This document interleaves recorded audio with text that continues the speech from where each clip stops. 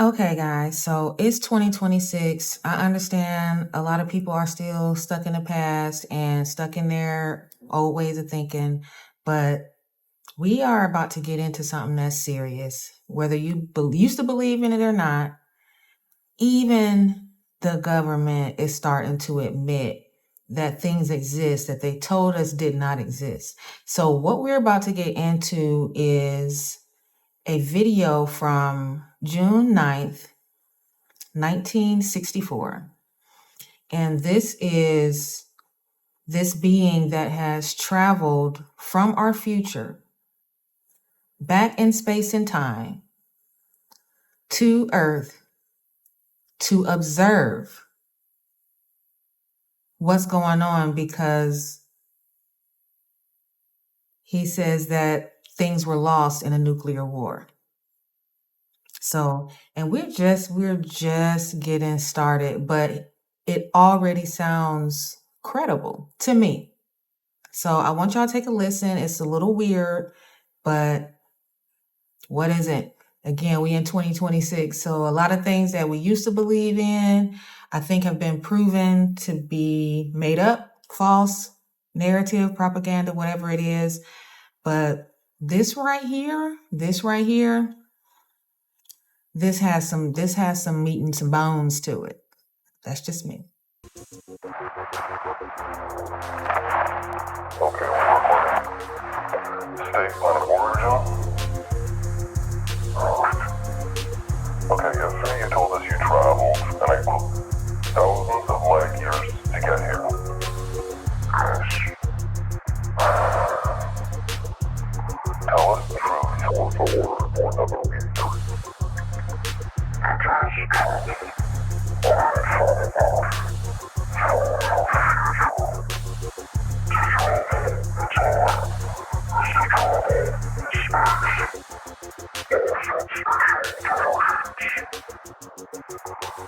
So I take it aliens took over our future, right?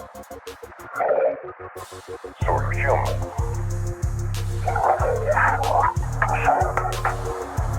Okay, so you evolved from us.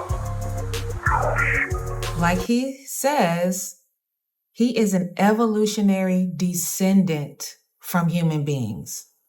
So if you believe in evolution, because you got still some people that don't even believe in evolution.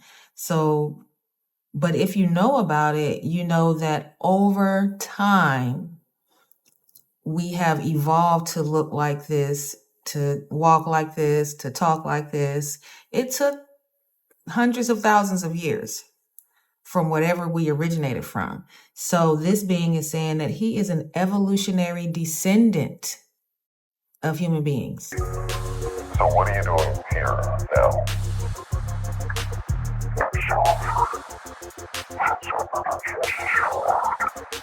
How?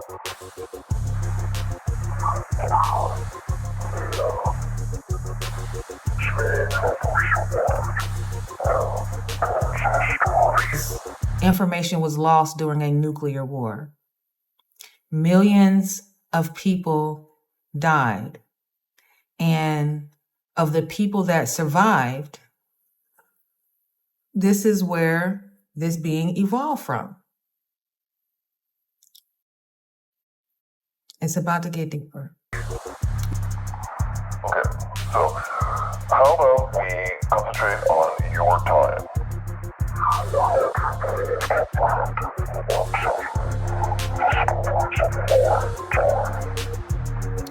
Now, this phrase, you're going to hear this a few times throughout this series.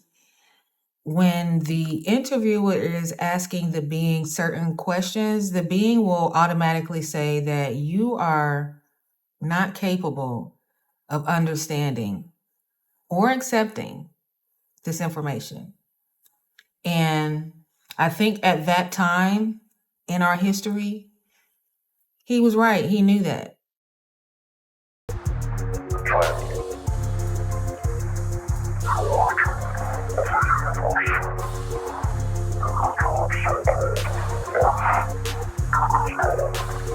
Wait, so you know the meaning of life? What's the difference?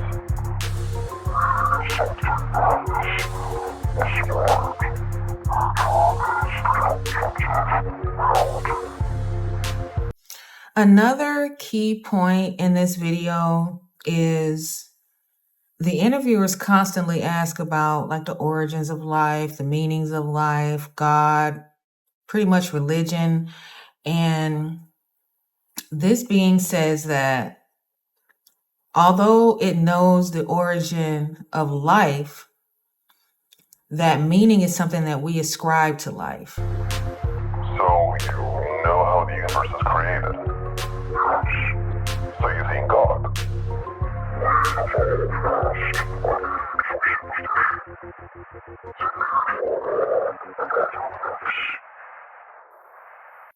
They have evolved past the point of needing a God or any other kind of myths. So again, guys, just putting this into perspective. Now, this being is from our future, coming back to observe. Okay, illuminate us. What happens when we die?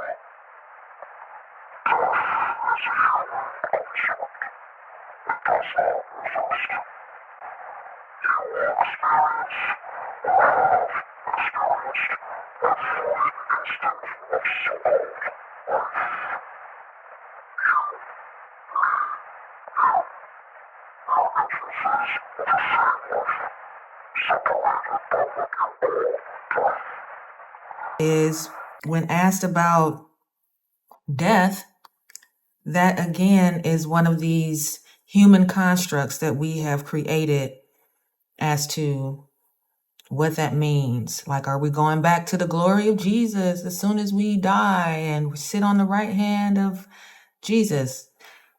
Or are we going to hell because we were so bad and evil on this earth? Are we going to rot in this brimstone and fire with this, horned being down here? Now, he doesn't get into all of that, but what he does get into is where my little bit of myth still resides in me, is like the incarnation thing, right? A reincarnation. I still believe in that, and that may also be a human construct, but the way he says it, it's kind of the way that I believe it. I just don't understand the timeline and how the time and space really work. But what he says is death is something that we've created, but it's really just a separation of us really living the same lives. So it's just separated by death. So for my personal belief, I do believe that I had, in one of my many past lives, I lived in a village, and I left this village to go to the United States to make a whole bunch of money. I left my family behind, and I ended up dying alone, like in Virginia. So that was an experience. And with me feeling like I had that experience, I'm able to see things a little clearly in this life and hopefully not make the same mistakes that I've made before. So when he says this resonates with me, because for the little bit of myth that I do still hold on to, this is one of the major ones. Living the same lives. So this is basically what he's saying. Like, you, me, him, we are all going to live in this same situation. But it's still weird. I don't understand it completely, but he said what he said. He said what he said. Okay, so let me get this straight. There's no death, and we all experience each other's lives, right? So that makes it, as Victor Gaia would say, plain vanilla. We experience each other's lives. Now, if that's a belief that you want to hold on to, like I do, it makes me very, very empathetic.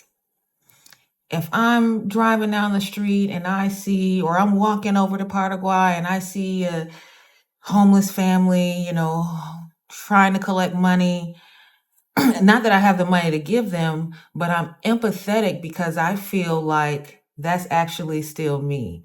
I'm living a different situation right now. I'm playing a different role, but I've been in that situation and I still might be the next go around. So being kind and empathetic is important. And it really just comes natural when you realize that we are really all the same.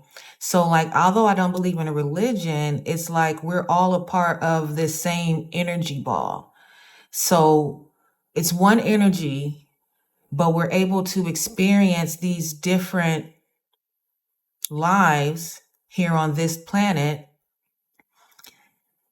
It's at different times, but when you think that, time is like relative, it's really hard to get into all of that. So I don't study as much as I should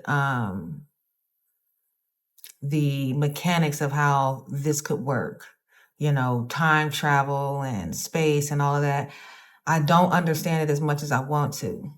But just like what's happening in the Middle East, millions of people being displaced, kicked out of their homes, killed, children being killed, hospitals being bombed.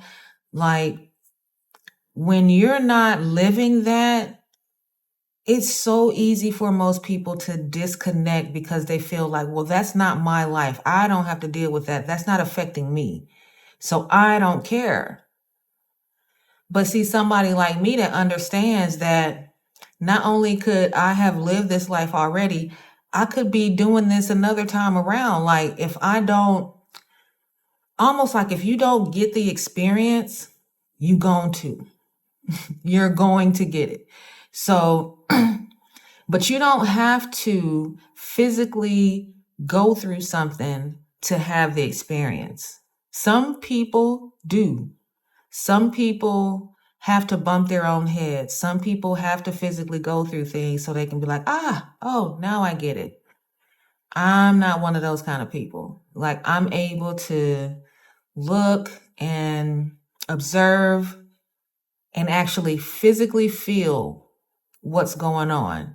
So when you're able to do that, when you evolve to a position where you're able to feel and be empathetic of others, regardless if they're your family, if you know them, if they're the same race as you, age, like, none of that matters for me. But for a lot of people, if it's not directly affecting you, then you really could care less. So when this being says, in essence, yes, we are all going to live this same life. We're all living the same lives. That is deep and a little bit confusing, I have to admit. But there is a piece of me that resonates with, because I feel that. Okay, so how was the universe created, and why is it so perfectly made for us?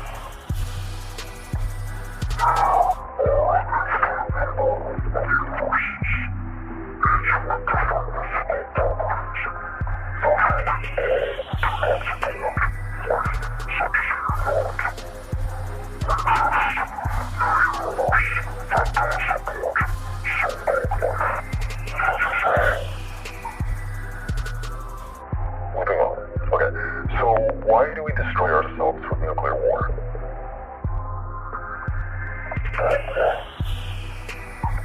Can you be more specific, please?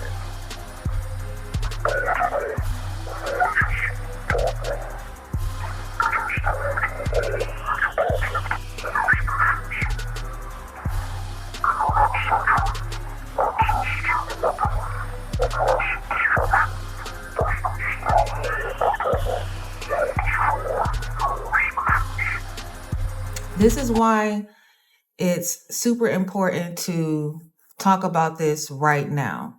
So this being says, I'm just going to call him my cousin. So my cousin said, look, in the next century, meaning the 2000s, we're in 1964 right now. So in the next century, nuclear war is going to destroy basically your race as you know it, the world. And it's because of political and religious dogma, and that states that are ruled by political and religious dogma are going to be the reason for this destruction.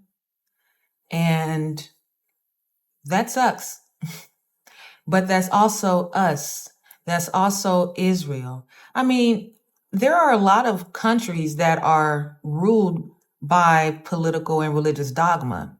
However, not all of them fall in this same category. Iran is, they have some political and religious dogma. A lot of countries do. But what sets the United States and Israel aside in this particular situation is the access to weapons of mass destruction. So it's almost like a formula. All right, so we got a lot of religion around here, in all countries. Again, I'm in South America. They got the Mother of Mary statues all over the place. But they also don't have nuclear weapons. They also are not going around the world claiming that they're better than everybody and taking people's stuff and, making millions of people homeless. Only a couple of people fit directly into this category. Only a couple of countries. It's only a couple of countries, guys. So, and this is why it's so important to evolve beyond the need for religious and the need for political acceptance and portrayal. Because if we didn't have that, if people weren't thinking that God chose them and they're better than everyone else and they were promised this land and this space and they have a right to exist because God said so, and then you have another large hegemony, United States, that is super rich with lots of nuclear weapons, and somehow we've funneled lots of money, billions and billions and billions of dollars into Israel. And then they use the money to pay our politicians, a portion of the money to pay our politicians to make sure that we stay involved in wars and whatever it is else they want us to do, like for us to be their puppets. So the money is actually already coming from us, but we send it to them and then they send it back to us. And then we use our weapons and our soldiers to go and fight. But the reason why we're easily enticed by this is because of the religious part. We got religious and political dogma in the United States. So my cousin is like, look, this is going to destroy your species. He came from the future. He had to be far away because his head is so big. It's not like, oh, well, he just evolved, in 20 years. No, he's probably a couple hundred years ahead, not ahead, you know what I mean? For him to come out looking like this. So he looks like a big ant, his head. Like the eyes, the size of the head, it just looks like a very enlarged ant mixed with a human being, mostly human. That's what I see. So, okay, this thing happened and we were forced to go and live underground, and we over time start evolving into this. So hundreds and hundreds of years, I'm sure it took for us to look like this. So he's come back because he like, shoot, I'm about to go see what's going on over there. What was going on before it was destroyed? Oh man, this looked like a pretty cool place. But I know that it was destroyed because that's how I got here. That's why I look the way I look. So he dropping some bombs, literally, figuratively. And I just hope that y'all can pay attention and look past what we've been told and sold. But really what I want to know is how many hundreds of years, of thousands of years is it going to take for us to evolve past the point of the need for God, the need for religion, the need for all these other myths that we as human beings made up? So we made them up and then we like hold on to them for dear life. And even when we have facts and proof right in front of our face, for some reason, we still want to hold on to whatever just makes us feel better, right? So we have to be able to evolve past that. I'm hoping I see that in my lifetime. I have evolved past that, mostly. I still got a teensy weensy bit of I'm not sure, but makes a good point. Okay, one last thing. What about morality? What are you basing your morality on?